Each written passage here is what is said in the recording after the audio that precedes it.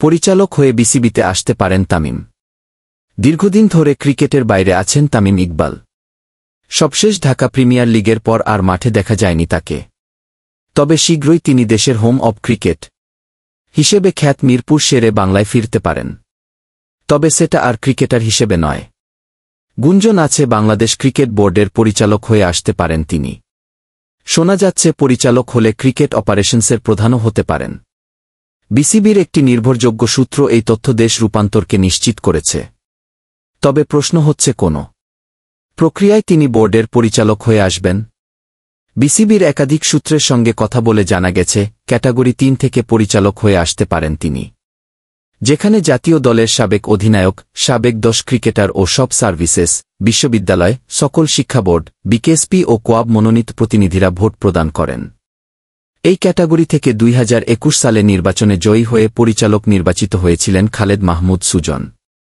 43 ভোটের মধ্যে 37 ভোট পেয়েছিলেন তিনি, তার একমাত্র প্রতিদ্বন্দ্বী নাজমুল আবেদিন ফাহিম পেয়েছিলেন 3 ভোট।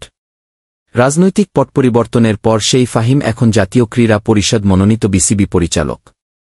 একই প্রতিষ্ঠান মনোনীত আরেকজন পরিচালক ফারুক আহমেদ বসেছেন সভাপতির চেয়ারে। তারা দায়িত্ব গ্রহণের স্বার্থের সংঘাত হয় এমন কিছু করতে দেবেন না। সুজন ছিলেন একাধারে বোর্ডের পরিচালক, আবাহনীর প্রধান কোচ, বিপিএলের ঢাকা ফ্র্যাঞ্চাইজির কোচের দায়িত্বে। এছাড়া একটি ক্রিকেট একাডেমিরও কোচ ছিলেন তিনি। নিজের কোচিং ক্যারিয়ার ঠিক রাখতেই বুধবার পরিচালক পদ থেকে সরে দাঁড়ান জাতীয় দলের সাবেক এই অধিনায়ক। তার পদত্যাগের পর ক্যাটাগরি 3 পরিচালক পদটি শূন্য হয়ে গেছে। আর সেই শূন্যস্থান পূরণ করতেই তামিম ইকবালকে পরিচালক করে বোর্ডে নিয়ে আসা হতে পারে বলে জানিয়েছে বিসিবির একাধিক সূত্র। যদি তিনি পরিচালক হন, তবে বোর্ডের স্ট্যান্ডিং কমিটির ক্রিকেট পরিচালনা বিভাগের প্রধানের দায়িত্বও তাকে দেওয়া হতে পারে বলেও জানিয়েছে সূত্রটি। এছাড়া বিসিবির নতুন সভাপতি ফারুকও তামিমকে বোর্ডে চান। নিজেই সেই আগ্রহের কথা প্রকাশ করেছিলেন তিনি। সভাপতি হিসেবে দায়িত্ব গ্রহণের পর ফারুক প্রথম সংবাদ সম্মেলনে গণমাধ্যম কর্মীদের করা প্রশ্নের জবাবে ফারুক বলেছিলেন, আমি চাই তামিম আরও 2-3 বছর খেলবে। ওয়ানডে ফরম্যাটই হয়তো ভালো। আর যদি খেলতে না পারে তাহলে বোর্ডে এলে আমি খুশি হব।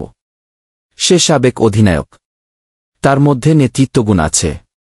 তবে তামিমকে বোর্ডে শেষ পর্যন্ত দেখা যাবে কিনা সেটা বলে দেবে সময়।